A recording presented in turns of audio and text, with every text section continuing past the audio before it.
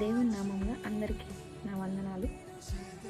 అయితే మనం ఈ రోజున స్త్రీకి ఉండాల్సినటువంటి గొప్ప లక్షణాల గురించి చెప్పుకుందాం. అయితే బైబిల్ మనకి ఇలా చెప్తుంది, స్త్రీ ఒక బలహీనమైన వ్యక్తి కాదు అన్నాను. దేవుని ప్రత్యేక ప్రణాళికతో సృష్టించిన ఒక గొప్ప ఆశీర్వాదం. ఈ రోజున నీకు జాబ్ లేదని బాధపడుతున్నావా? లేదంటే కుటుంబ భార విషయమై బాధపడుతున్నావా? లేదంటే పెళ్లి విషయంలో లేట్ అవుతుందని చింతిస్తున్నావా? మరియ లాంటి వినయం, విధేయత, రూతు లాంటి నమ్మకం, విశ్వాసం, ఎస్తేరు లాంటి ధైర్యం నీకు ఉండాలని ఆ దేవుడు కోరుకుంటున్నాడు. అయితే ఈ రోజున నువ్వు నీ ప్రార్థనను దేవుని దగ్గర మోకాళ్ళు వంచి దేవుని దగ్గర నీ బాధను చెప్పుకుంటే ఖచ్చితంగా దేవుడు నీకు సమాధానం ఇస్తారు. ఈ ప్రార్థన తరతరాలకు ప్రభావితం చేయగలదు.